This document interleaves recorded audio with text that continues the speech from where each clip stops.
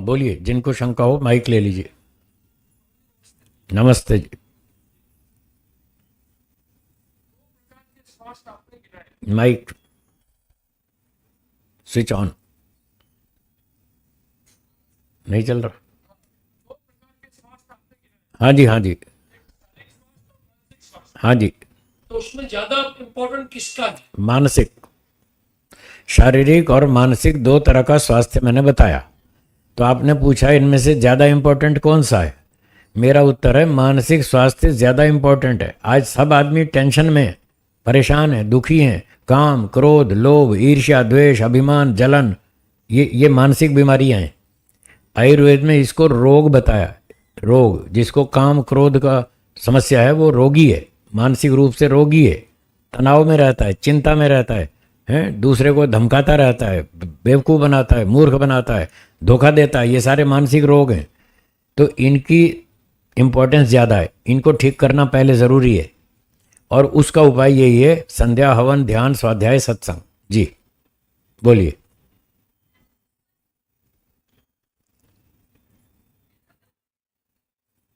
और किसी की शंका हो तो पूछिए।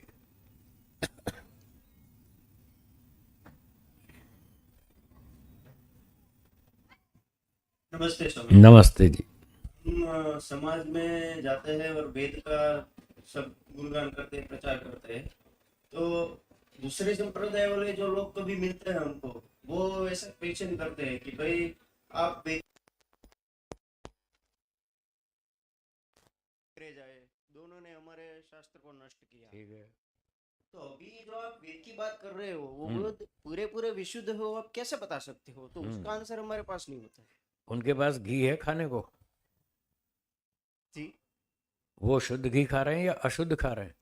वो तो अशुद्ध ही है सब अभी तो। कोई तो शुद्ध भी खा रहा है। हाँ। वो कैसे पता लगाता है जो मैं घी खा रहा हूँ ये शुद्ध है?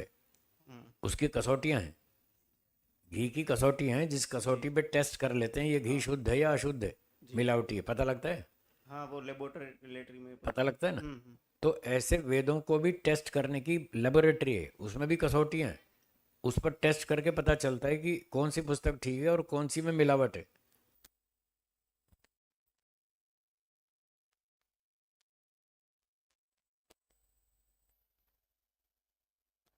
उपलब्ध हैं, ये शुद्ध है। और बहुत सी दूसरी पुस्तकें हैं जिसमें मिलावट है, ये लेबोरेटरी वालों ने टेस्ट करके बताया है। तो इसलिए उनके कहने पर हम बता रहे हैं कि हमारे पास जो वेद है वो परफेक्ट है, करेक्ट है और वो शुद्ध है, और हम उसका पालन कर रहे हैं और हम उसका रिजल्ट देख रहे हैं। शुद्ध घी खाएंगे तो उसका रिजल्ट आएगा, और मिलावटी खाएंगे तो उसका भी रिजल्ट आएगा। तो हम शुद्ध वेदों का पालन कर रहे हैं, हम बहुत सुखी हैं। और जो लोग भिन्न संप्रदाय वाले हैं वो शुद्ध पालन नहीं कर रहे, तो उनकी समस्याएं अधिक हैं। ऐसे उनको बताइए। हाँ, हाँ जी। है लेबोरेटरी, लेबोरेटरी है महर्षि दयानंद सरस्वती, वो लेबोरेटरी है। उन्होंने टेस्ट करके बताया वेद ठीक है। मनुस्मृति में मिलावट है, दर्शनों में मिलावट है, और बहुत सारी नकली उपनिषदें हैं, और बहुत सारे ग्रंथ हैं जिसमें मिलावट है। वो ऋषियों ने टेस्ट करके बता दिया, वो है लेबोरेटरी। तो हम उनकी लेबोरेटरी में टेस्टेड बुक्स पढ़ते हैं। तो उन्होंने कहा ऋषियों के ग्रंथ पढ़ो, अन ऋषियों के मत पढ़ो। और ऋषियों के ग्रंथों में भी ये 5 कसौटी देता हूँ, इन 5 कसौटियों से टेस्ट करो। जो बात 5 कसौटियों से पास हो जाए वो सही है, और जो 5 के विरुद्ध हो वो गड़बड़ है। तो इस तरह हम टेस्ट करके काम करते हैं, तो हमें बहुत अच्छा लाभ है। और शंका हो तो बोलिए। हाँ बोलिए, बोलिए। सूखी ग्रस्त में, जैसे ग्रस्त जीवन में कई लोग व्यापार भी करते हैं, कई नौकरी भी करते हैं। ठीक है। तो कई लोगों से हम मिलते हैं तो वो कहते हैं देखो हम व्यापार करते हैं, और व्यापार में झूठ तो छोटा मोटा बोलना ही पड़ता है। ठीक है। तो हम कई बार कहते हैं उजाड़ के ये चीज तो हमारे घर में भी नहीं आई, हम आपको कैसे दे दें? ठीक है, ठीक है। हाँ ठीक है, ठीक तो है। ये छोटा मोटा झूठ वो बोलते रहते हैं और आए दिन बोलते हैं। इसके ऊपर थोड़ा स्पष्टीकरण दीजिए। ये झूठ के बिना व्यापार ही नहीं होता, ये बात गलत है क्या? गलत है। बड़ी बड़ी कंपनियां, टाटा, बाटा, बाटा के जूते में कभी बार्गेनिंग होती है? बार्गेनिंग होती है? वहाँ फिक्स रेट होता है, लिखा है फिक्स रेट। आपको लेना हो तो लो, नहीं लेना तो जाओ। वो कहाँ झूठ बोल रहे हैं? वो कहते हैं हमारा ये रेट है, आपको लेना हो तो लो। तो ऐसा नहीं है कि झूठ के बिना व्यापार चल नहीं सकता, ऐसा नहीं है। आज भी लोग हैं जो सच बोलते हैं, व्यापार में भी सच बोलते हैं, ऐसे बहुत सारे लोग हैं, मैंने खुद अपनी आंख से देखे। एक परिवार था व्यापारी कपड़े का, कहाँ पर, पंजाब में, फिरोजपुर में, कैंट, फिरोजपुर कैंट में उनकी कपड़े की दुकान थी। तो हम प्रचार करते करते वहाँ चले गए फिरोजपुर कैंट में। तो वहाँ जाके पता चला कि वो व्यापारी जो थे वो सच बोलते थे, झूठ नहीं बोलते थे। जब उन्होंने दुकान शुरू की तो एक महात्मा जी ने उनको संकल्प दिला दिया कि भाई आपको सच बोलना है, झूठ नहीं बोलना। बोले मैं व्यापारी हूँ। बोले भले व्यापार करो पर सच बोलना है। बोले ठीक है। तो उन्होंने व्यापार शुरू किया। पहले साल घाटा हुआ, ग्राहक आते थे, भाव पूछते थे, चले जाते थे, माल नहीं खरीदते थे। फिर दूसरे साल ग्राहक आखिर कंपैरिजन तो करते ही है ना, तो ग्राहक आते, माल देखते, भाव पूछते, फिर दूसरी दुकान पे जाते, माल देखते, भाव पूछते। तो धीरे धीरे उनको समझ में आया कि ये व्यक्ति झूठ नहीं बोलता, इसका माल ठीक है, क्वालिटी अच्छी है, भाव थोड़ा तेज़ है, लेकिन इसका माल अच्छा है दूसरे की अपेक्षा। तो पहले साल घाटा हुआ, दूसरे साल 0-0, नो प्रॉफिट नो लॉस, और तीसरे साल कमाई शुरू हुई। और कमाई होते होते पूरे फिरोजपुर कैंट में उसकी पहले नंबर की कपड़े की दुकान, 15 नौकर उसके पास काम करते थे, सच्चाई से काम किया। बाद में और मेहनत की उसने, धीरे धीरे बम्बई में चला गया, वहाँ जाके एक सिल्क मिल चलाई, सिल्क मिल पार्टनरशिप में एक सिल्क मिल का मालिक हो गया। बताओ, देखो सच्चाई से धंधा होता है, तो सच्चाई से भी काम होता है। व्यवहार भानु मैंने बताया, छोटी पुस्तक, उसको पढ़िए, उसमें लिखा है कि सच्चा ग्राहक और सच्चा व्यापारी कैसा होता है, झूठा ग्राहक और झूठा व्यापारी कैसा होता है, सच्चा ग्राहक और झूठा व्यापारी कैसा होता है, और सच्चा व्यापारी और झूठा ग्राहक कैसा होता है। 4 दृष्टांत दिए वहाँ, तो वहाँ सब बताया। और ये बताया कि सच्चा ग्राहक सच्चा व्यापारी होना चाहिए, इस तरह से व्यापार करना चाहिए।